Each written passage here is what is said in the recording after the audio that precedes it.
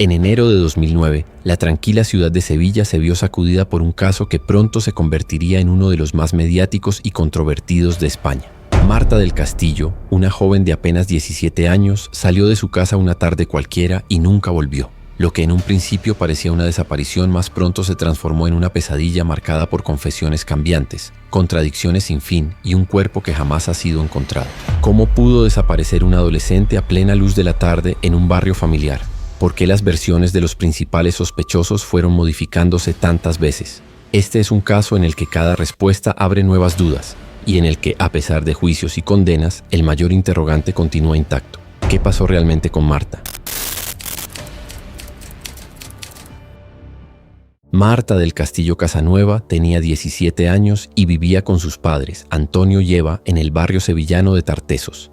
Nació el 19 de julio de 1991 y era la mayor de 3 hermanas, una condición que la convirtió en el referente cercano de la familia, siempre apoyada también por la presencia constante de su abuelo materno, José Antonio Casanueva. Los relatos coinciden en que Marta era una joven con una personalidad marcada por la dulzura, el cariño y un fuerte sentido de la responsabilidad. Alguien querida tanto en casa como entre sus amistades. Estudiaba en el Colegio San Juan Bosco, donde era vista como una alumna dedicada y aplicada, y al mismo tiempo mantenía una vida social activa, como cualquier adolescente de su época.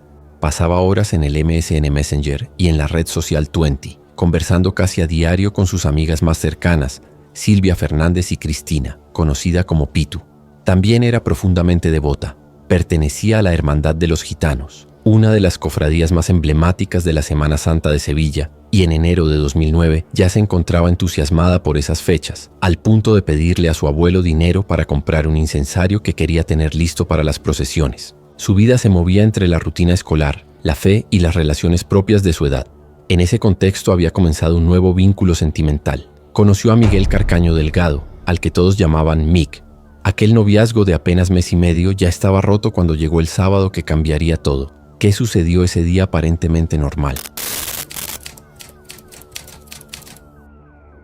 Miguel Carcaño Delgado tenía 19 años en 2009 y trabajaba como limpiador en un bingo de Sevilla. Había conocido a Marta a través de su sobrina, que estudiaba en el mismo colegio que ella, y tras un breve acercamiento surgió un noviazgo de apenas mes y medio marcado por celos y actitudes controladoras, según declararía más tarde la madre de Marta. Aunque la relación ya se había roto, Miguel seguía buscándola con insistencia, y el sábado 24 de enero de 2009 volvió a presentarse en la casa familiar. Tocó el timbre y Marta, sin dudar, dijo a su madre que bajaba a hablar con él. Ese día comenzó con normalidad. Marta ayudó a su madre a cambiar las sábanas. Habló de salir más tarde al centro comercial Nervión, de ver a sus amigos Gaby y Carlos, y de encontrarse con Cristina Pitu para visitar una tienda de bordados en Triana. A las 17:30 estaba conectada al Messenger con su amiga Silvia Fernández. Su último mensaje fue claro. Pati, te dejo porque el Migue está abajo. Luego te llamo, te quiero. Bajó a la calle y su padre Antonio, que llegaba con compras, la vio subir en la moto de Miguel. Le pidió que no lo hiciera, pero Marta ignoró la advertencia. A partir de ahí se suceden los últimos momentos confirmados. Miguel declaró que entre las 17:30 y las 21:10 estuvieron con amigos en una plaza, entre ellos Francisco Javier García, conocido como El Cuco, y que después fueron a su apartamento. Según él, a las 21:30 dejó a Marta sana y salva en la esquina de su casa, junto a una tienda de cristales. Una vecina aseguró haberla visto a esa hora, reforzando la versión inicial, pero pronto aparecieron incoherencias. Samuel, otro de los jóvenes del grupo, contó que Miguel le dijo haberla dejado en casa a medianoche, cuando todavía no era esa hora. La familia notó de inmediato que algo no encajaba. A las 21, Eva, la madre, comenzó a llamar a Marta y encontró el teléfono apagado o en buzón de voz. Entre las 21 y las 22:30 hicieron llamadas a amigos como Cristian, Samuel y Alejandra. Todos confirmaban que la habían visto con Miguel, pero cada uno daba detalles distintos sobre dónde y cuándo lo habían hecho. Marta, acostumbrada a avisar siempre de sus planes, estaba en silencio y la inquietud se convirtió en alarma. Esa misma noche los padres y amigos organizaron 3 grupos de búsqueda. Cristian salió con su padre y otro amigo. Alejandra fue acompañada de su madre y Antonio y Eva recorrieron varias zonas de Sevilla. Pasaron por Nervión, Triana, el centro, la isla de la Cartuja y las riberas del Guadalquivir. La noche era fría y lluviosa, lo que dificultaba la búsqueda. En medio de esa confusión, algunos detalles resultaron inquietantes. Samuel apareció con el pelo mojado y ropa ligera a pesar del frío, sin explicar por qué. Entre las 23 y medianoche, Eva logró hablar con Miguel. Él repitió que había dejado a Marta en la esquina, sana y salva, a las 21:30. Ella, incrédula, le respondió: ¿cómo puede desaparecer de la esquina de su casa sin llegar nunca hasta nosotros? Miguel insistía en su versión. Poco después, familiares que fueron al edificio donde vivía con su hermano percibieron un fuerte olor a lejía. Antonio acudió de madrugada a denunciar la desaparición, pero la respuesta policial fue desalentadora. Quizá estaba en una fiesta o con amigas. El domingo 25 de enero, la policía aún no había hecho búsquedas activas, lo que indignó a la familia. Solo 17 horas después de la denuncia, los agentes entraron por primera vez en el apartamento de Miguel y Francisco, encontrando un lugar sorprendentemente limpio y las primeras menciones a una silla de ruedas y a contradicciones en las versiones de Miguel. Era el inicio de una investigación que, lejos de aclarar lo sucedido, abriría un laberinto de dudas y versiones enfrentadas. La madrugada del 25 de enero de 2009, Antonio, el padre de Marta, acudió a la comisaría para denunciar la desaparición de su hija. La respuesta inicial fue decepcionante. Los agentes insinuaron que podía estar en una fiesta o con amigas y no activaron de inmediato el protocolo de menores desaparecidos. Esa demora fue decisiva, porque las primeras horas resultan cruciales en cualquier investigación. Solo al día siguiente, el 25 por la noche, se organizaron las primeras búsquedas oficiales y no sería hasta el lunes 26 cuando la investigación avanzó de forma estructurada. Años después, este error llevó a revisar los protocolos en España para casos similares. Las sospechas pronto se centraron en el apartamento donde vivían Miguel Carcaño y su hermano Francisco Javier Delgado. Familiares y amigos que fueron allí la noche del 24 al 25 notaron un fuerte olor a lejía, las luces apagadas y un comportamiento extraño de Miguel, cabizbajo y sin responder, mientras era su hermano quien hablaba en su lugar. Un portero declaró haber visto a Miguel empujando una silla de ruedas alrededor de la 1 de la madrugada, algo que nunca se pudo explicar. Cuando la policía entró por primera vez en el piso, 17 horas después de la denuncia, lo encontró excesivamente limpio, con restos borrados que dificultaban la recogida de ADN.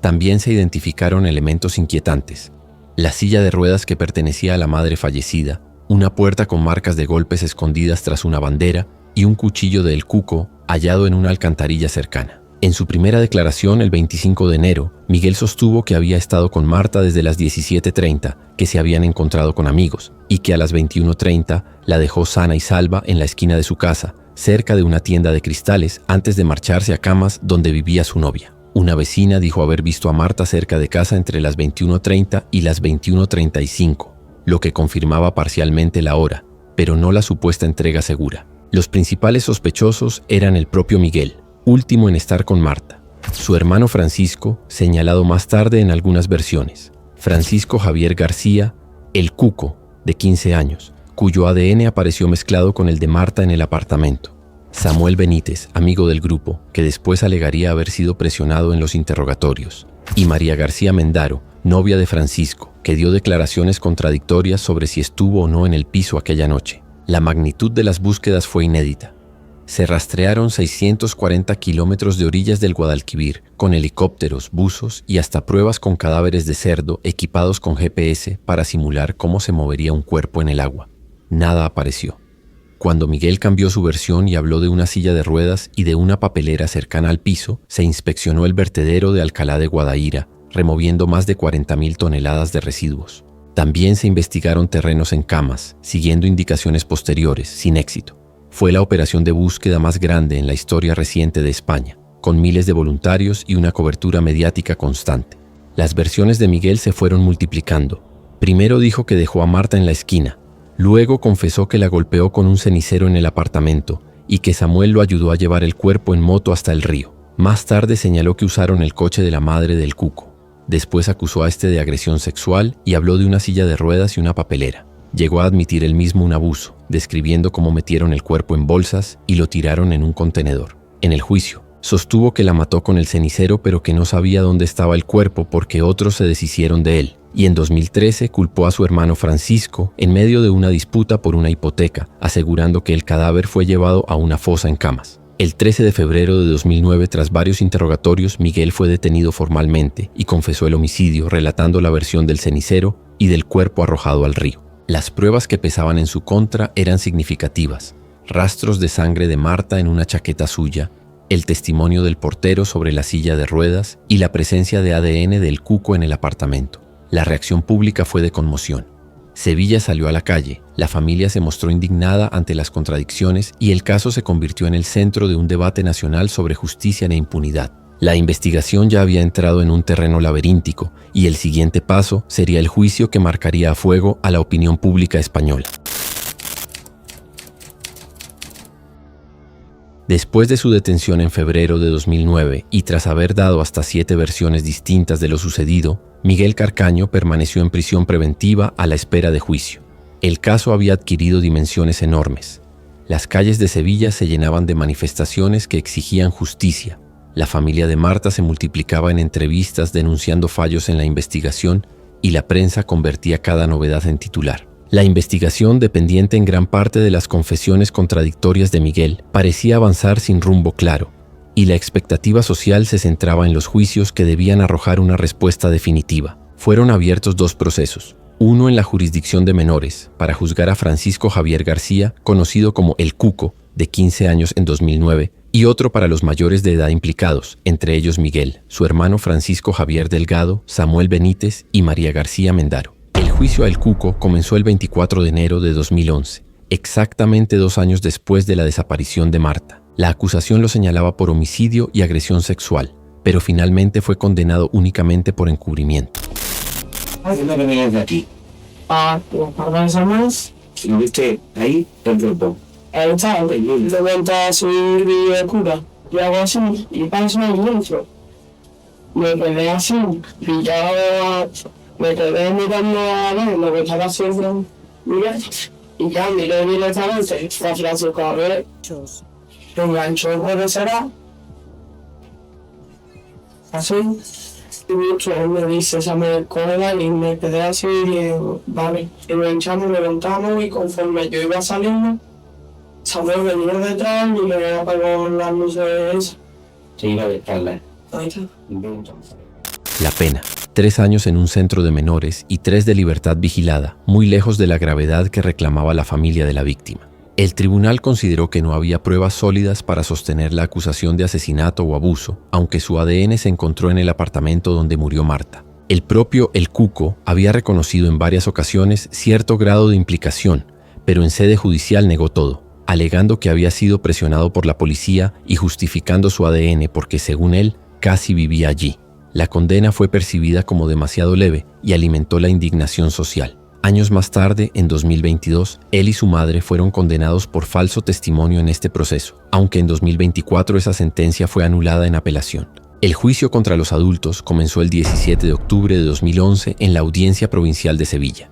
El ambiente era tenso. Familiares, vecinos y curiosos se agolpaban a las puertas del tribunal, y la hostilidad hacia los acusados y sus defensas era evidente, al punto de que algunos abogados fueron recibidos con lanzamiento de naranjas. Los acusados eran Miguel Carcaño, enfrentado a cargos de asesinato y agresión sexual; su hermano Francisco, acusado de encubrimiento y amenazas; Samuel Benítez, señalado por encubrimiento; y María García Mendaro, novia de Francisco, también por encubrimiento.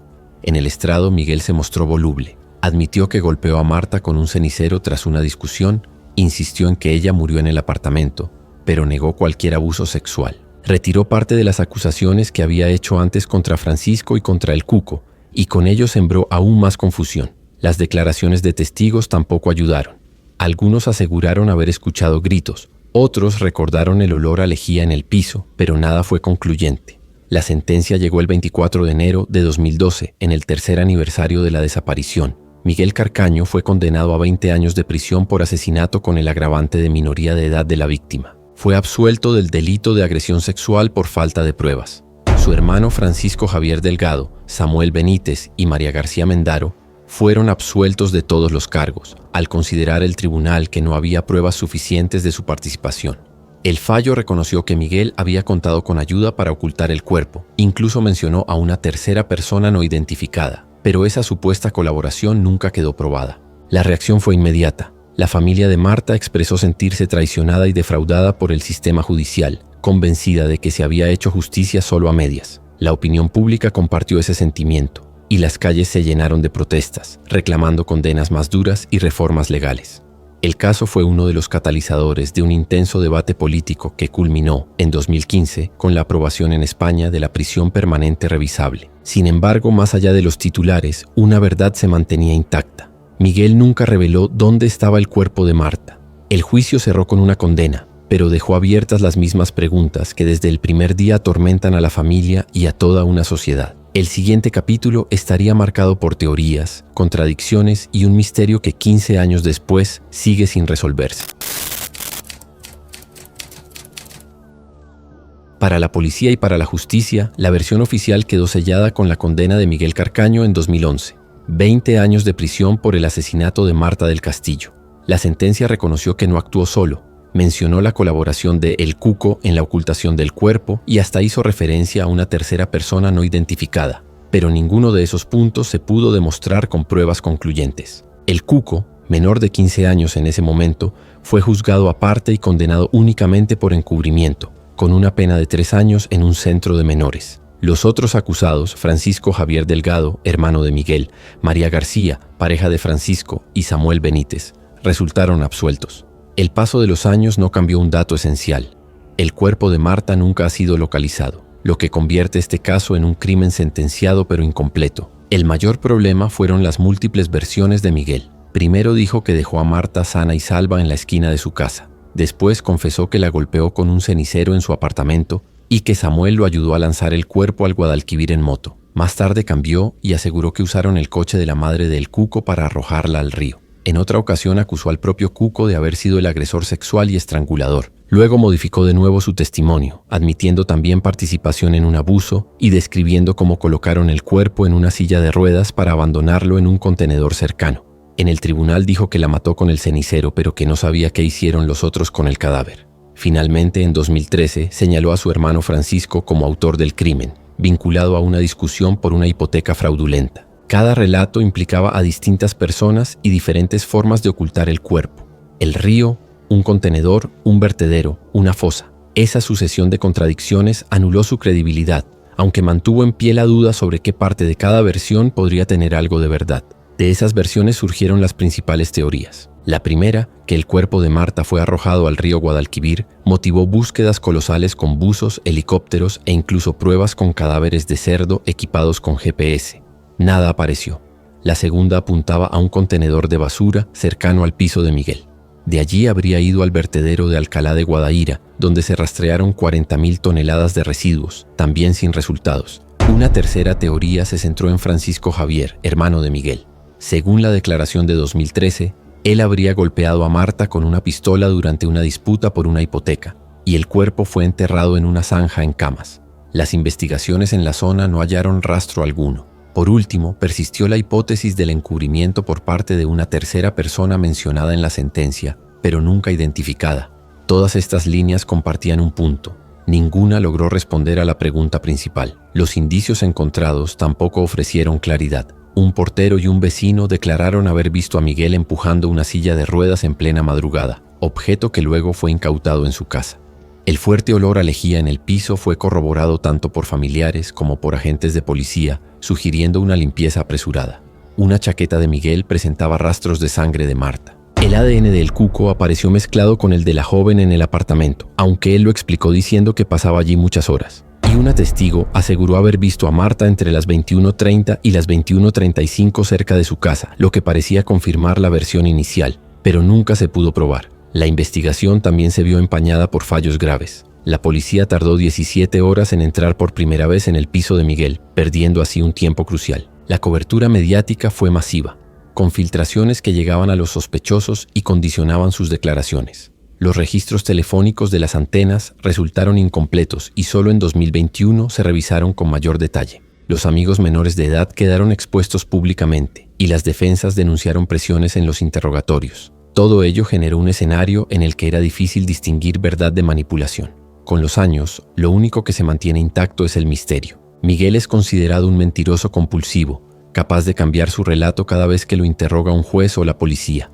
La propia sentencia reconoció incoherencias, pero aún así lo condenó como autor. La familia de Marta nunca perdió la esperanza de encontrar el cuerpo. Siguieron cartas anónimas, búsquedas privadas y nuevas líneas de investigación hasta 2022, ninguna con éxito. El caso se convirtió en un símbolo nacional de la lucha por justicia y dio pie a una reforma legal, la introducción en 2015 de la prisión permanente revisable en España. Sin embargo, a más de 15 años de los hechos, la pregunta sigue abierta. ¿Qué hizo realmente Miguel con el cuerpo de Marta y quién lo ayudó a ocultarlo? Ese es el vacío que ninguna sentencia ni teoría ha logrado llenar. Han pasado más de 15 años desde aquella tarde en la que Marta salió de casa y nunca volvió, y la herida para su familia sigue abierta. No hay cuerpo, no hay un lugar donde llevar flores, no hay respuesta que calme la ausencia. Cada versión contradictoria de Miguel y cada búsqueda sin resultados solo han aumentado la frustración y el dolor de quienes la amaban. Si este caso te ha impactado, te invito a suscribirte al canal y dejar tu like para que más personas conozcan estas historias. Y no te pierdas el caso de Emma Filipov, una joven canadiense que fue grabada con comportamientos extraños antes de desaparecer sin dejar rastro.